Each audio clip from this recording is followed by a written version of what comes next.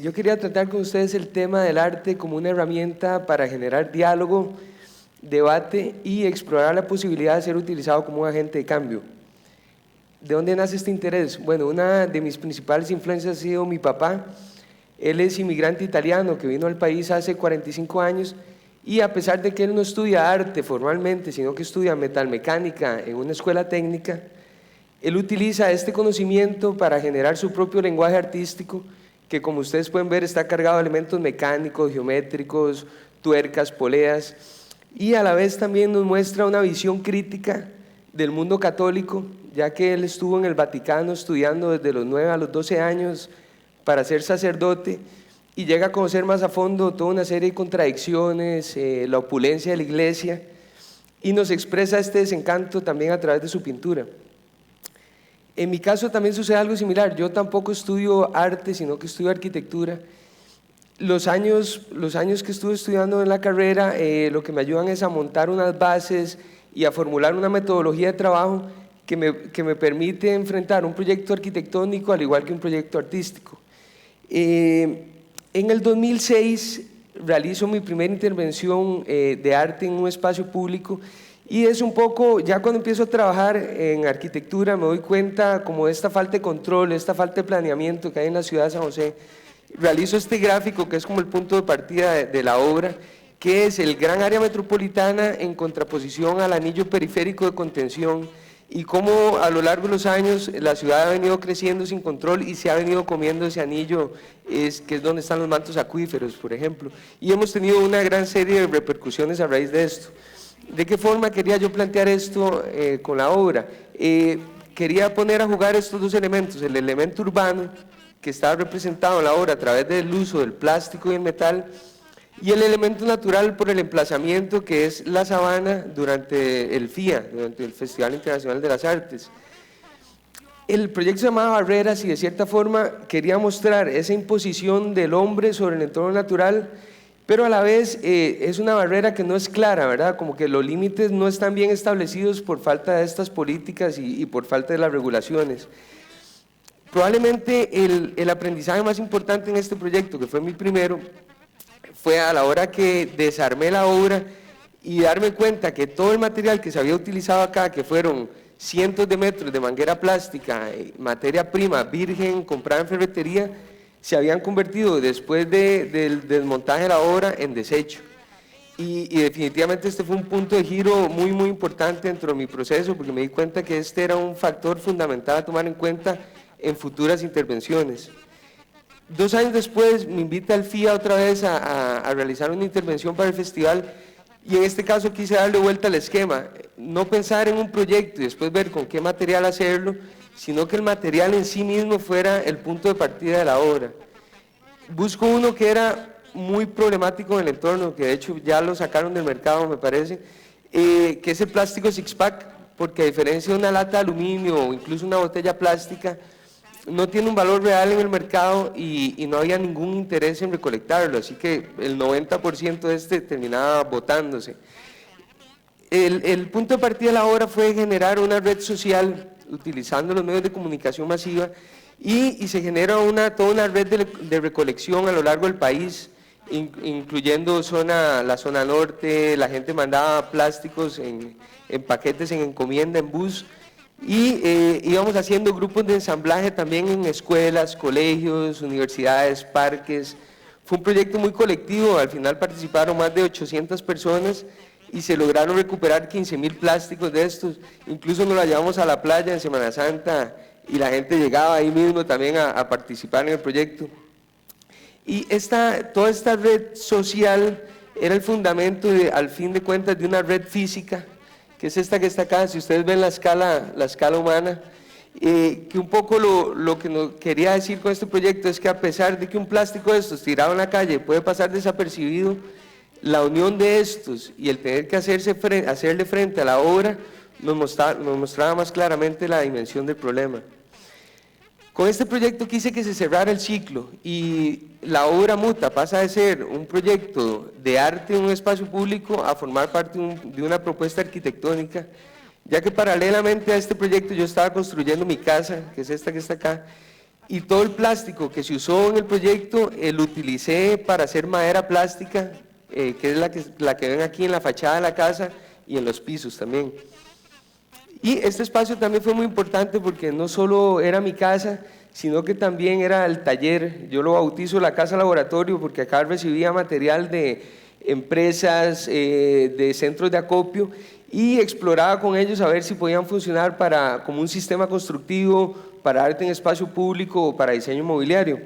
Y a partir de aquí desarrollo toda una serie que yo llamo prototipos modulares, que vienen a partir del uso del módulo. Digamos, el módulo puede ser, en este caso, una tapa plástica, por ejemplo, una caja de cerveza, y todos estos elementos son elementos que pertenecen también a la cultura de consumo. Y a pesar que un poco la idea era llevar estos elementos al espacio público y que interactuaran con la gente, también nos plantean un problema de fondo, que es el mal uso que hacemos de los recursos.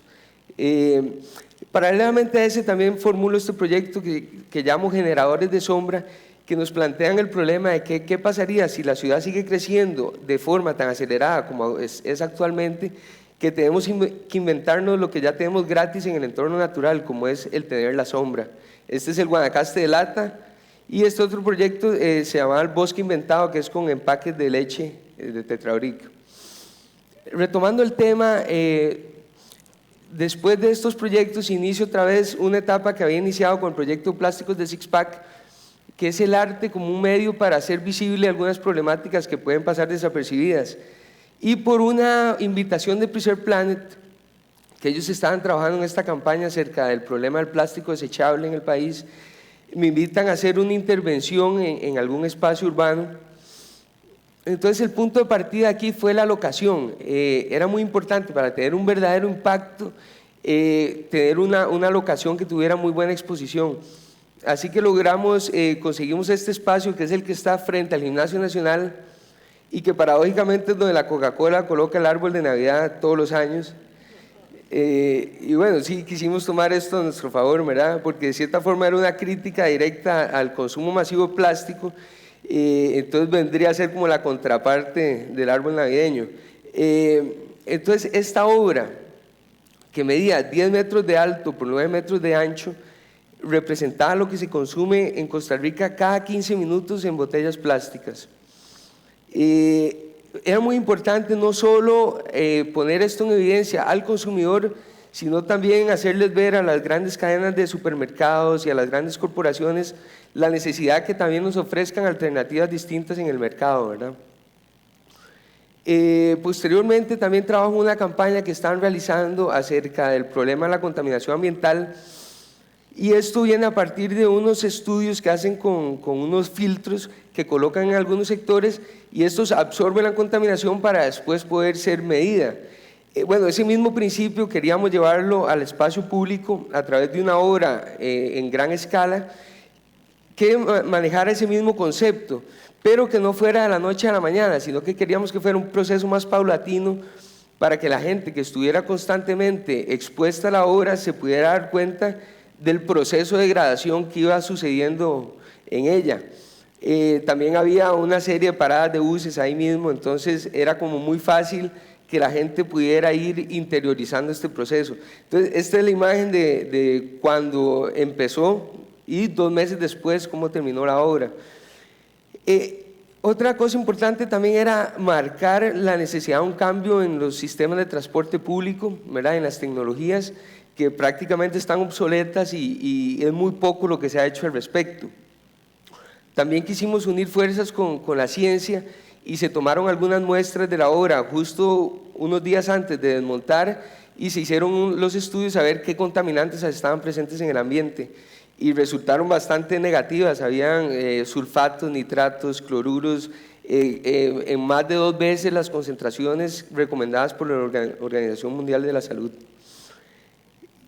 La segunda parte del proyecto, de lo que fue el tsunami de plástico, el que les enseñé hace poco, que era como una ola, la hicimos un año después, que es este que está acá, que tenía algunas diferencias. Primero, la locación. Quería que fuera una locación mucho más céntrica, digamos, que atacara el puro corazón de la ciudad de San José. y que el impacto no fuera tanto a nivel vehicular como fue la primera parte, sino que fuera más a nivel peatonal. Entonces el lugar adecuado realmente iba a ser la avenida central.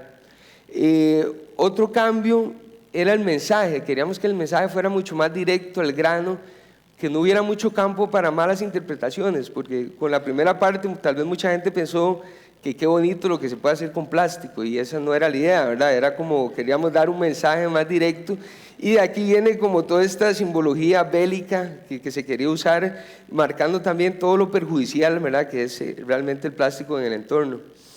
El tercer punto también era cuestionar este famoso eslogan de paz con la naturaleza, y hasta dónde realmente el país tiene políticas en torno a este tema, o más bien se ha utilizado como una imagen que se quiere proyectar del país, pero un poco cuestionar, ok, escuchando la charla de don Teófilo, sí se están haciendo cosas al respecto, ¿verdad? Pero hasta qué punto es suficiente. Entonces sí fue un proyecto muy controversial, pero también se quiso no solo plantear el proyecto, sino poder cuantificar el impacto. ¿De qué forma? En una exposición, una galería, un museo, podrán asistir 3.000, 5.000 personas a lo largo de todos los días de exhibición, pero acá en la avenida central tenemos hasta 500.000 personas transitando en un mismo día, ¿verdad? Entonces la cantidad de público al que se le puede llegar el mensaje es muy grande. También económicamente se hizo un estudio de cuánto hubiera costado toda la promoción y toda la publicidad obtenida gratuitamente en medios de comunicación, y era de más de 5 veces el costo de la obra. O sea que también el arte puede llegar a ser una herramienta rentable para dar a conocer un problema. Yo sí creo que a través del arte es factible lograr que la gente llegue a cuestionarse sus hábitos de consumo, pero no solo eso, y tal vez más importante, generar la suficiente incomodidad en la gente que tiene el poder político para que estos cambios sean una realidad. Muchas gracias.